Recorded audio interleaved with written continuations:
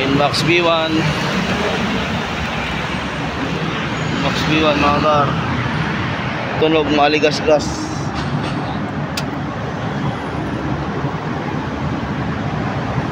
Sa isa niya kano? Wala yan dito.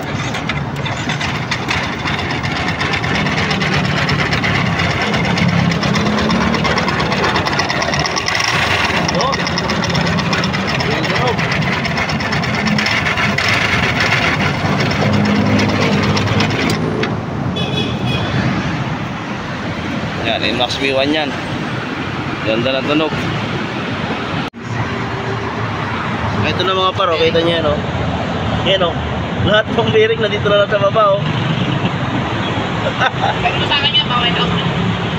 Yan na mga paro. Nakita na natin yung problema ng Inmax B1 na to, na maligas-gas yung tunog.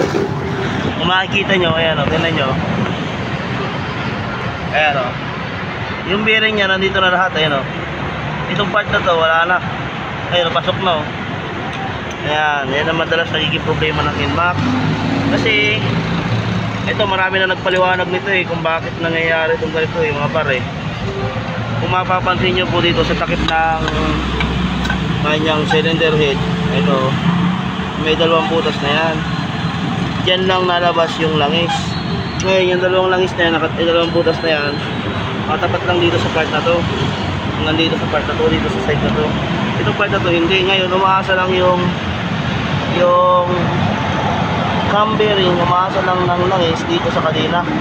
Kung may sumasama, tapos yung mga talsik-talsik lang galing dun sa rocker arm.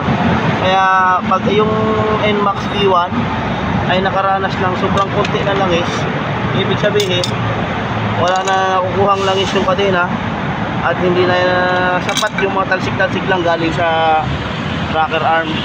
Kaya mas maiging bago bumiyahe, kung kamagat yung motor nyo, check nyo muna yung dipstick nyo, yung mga langis nyo, kung standard pa ba o nasa level pa, para nang sa ganun maagapan nyo po. Ayan po madalas nagiging problema ng Inmax B1 no?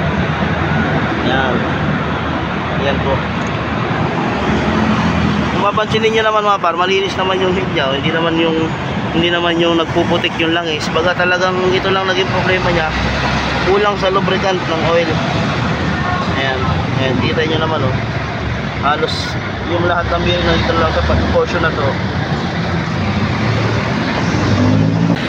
Ayan mga paro, malinis naman yung makina oh. Walang damage yung makina, yung cam bearing lang talaga. Ano?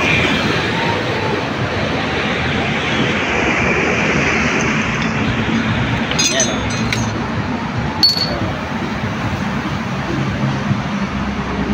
Yan na, opera natin yan.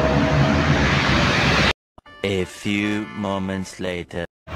Yan na, under na. So, walang naririnig.